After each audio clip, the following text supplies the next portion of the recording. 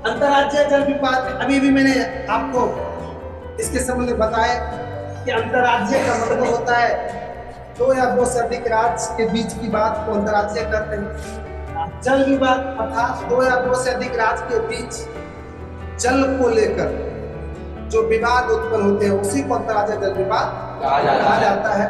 और हम कह रहे थे कि भारत के बहुत ऐसी नदियां हैं जो एक से अधिक राज्य से होकर गुजरती है और उन नदी के जल के उपयोग को लेकर दो या दो से अधिक राज्यों के बीच लड़ाई झंझट विवाद आदि उत्पन्न होती रहती है।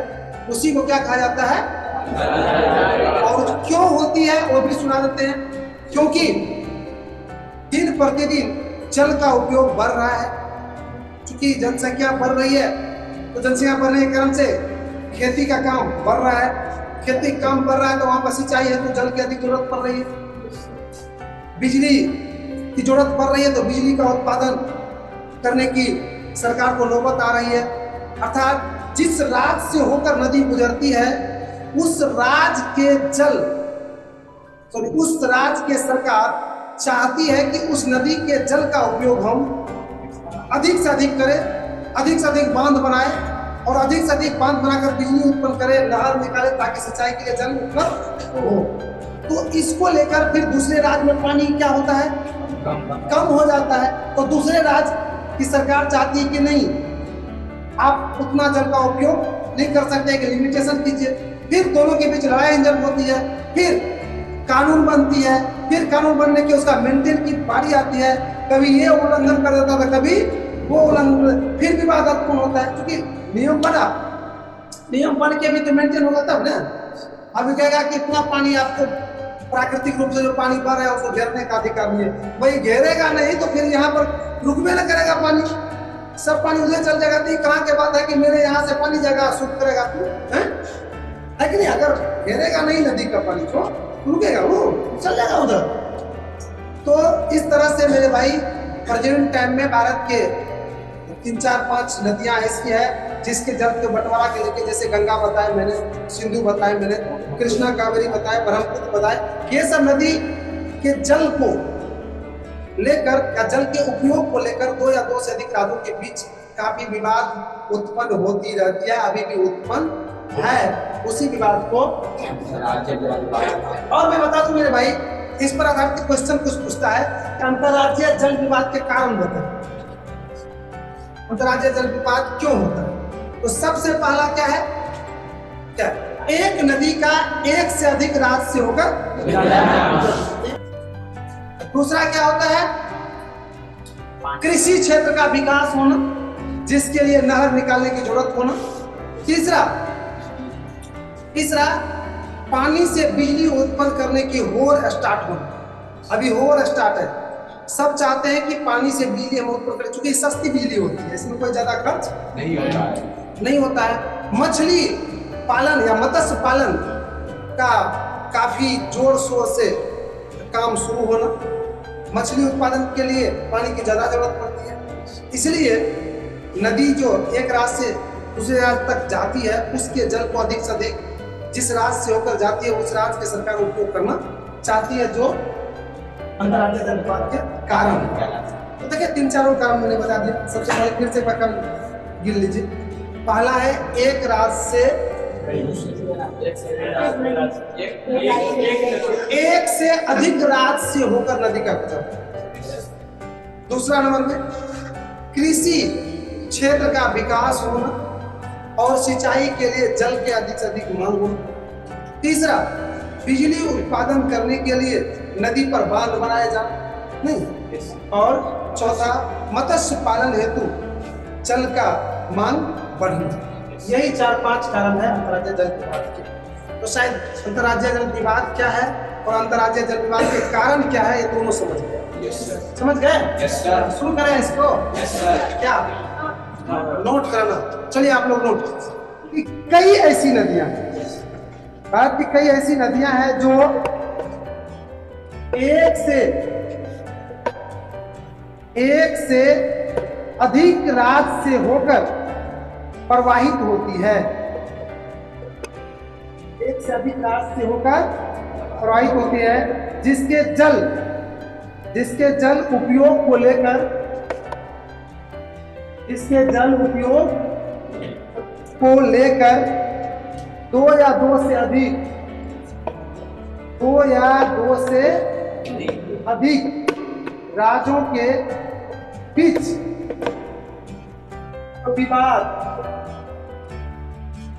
जो विवाद उत्पन्न होता है उसे ही अंतर्राज्यीय विवाद कहा जाता है। इसके मुख्य कारण निम्नलिखित है। एक नंबर में कौन कारण? एक नंबर में एक से अधिक राज्यों से होकर नदी का गुजरना। एक नंबर में क्या है? एक नंबर में क्या होगा? जल की मांग दिन प्रतिदिन बढ़ना। दूसरा नंबर में एक से अधिक राज्यों से होकर नदी का गुजरना। तीसरा नंबर में नदी पर राज्यों द्वारा बांध। और चौथा नंबर में नदी के जल को अधिक से अधिक उपयोग करने की होड़ शुरू होना। तो मेरे भाई, आपने अंतर्राज्यीय जल विवाद को समझ गए और लिख भी लिए। अब अगला पॉइंट क्या है बताएंगे? बताइए। जल संरक्षण लिख लीजिए आप लोग की कॉपी के बीच में। जल संरक्षण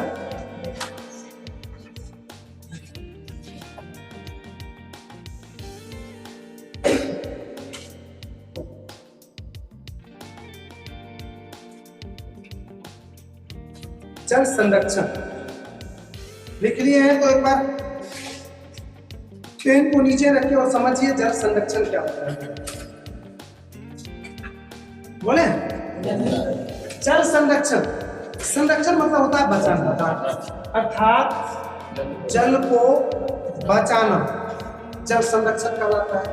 अर्थात जल को जरूरत के अनुसार से बचत प्रक्रिया द्वारा उपयोग करना, जल को गंदा होने से बचाना, वर्षा जल को संग्रहित करना, धरती के अंदर के जल को कम से कम उपयोग करना, पेड़ पौधा को अधिक से अधिक लगाना, तालाब का निर्माण करना, ये सब किस में आ जाता है?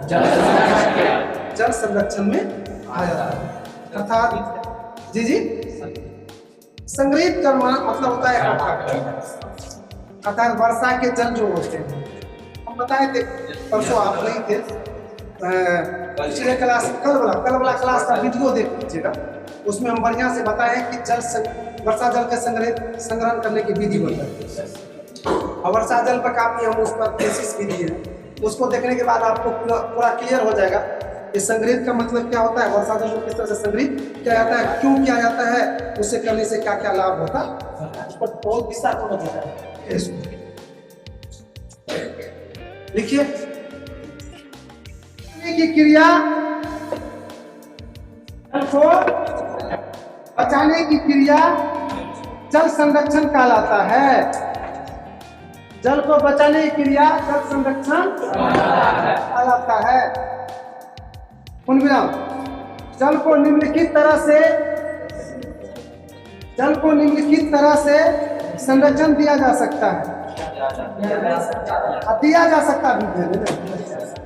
जा सकता है। एक नंबर में जल को बचत प्रक्रिया द्वारा उपयोग किया जाना चाहिए। जल को बचत प्रक्रिया द्वारा उपयोग किया जाना चाहिए। दूसरा में वर्षा जल का अधिक और भूमिगत जल का कम उपयोग किया जाना चाहिए। तीसरा नंबर में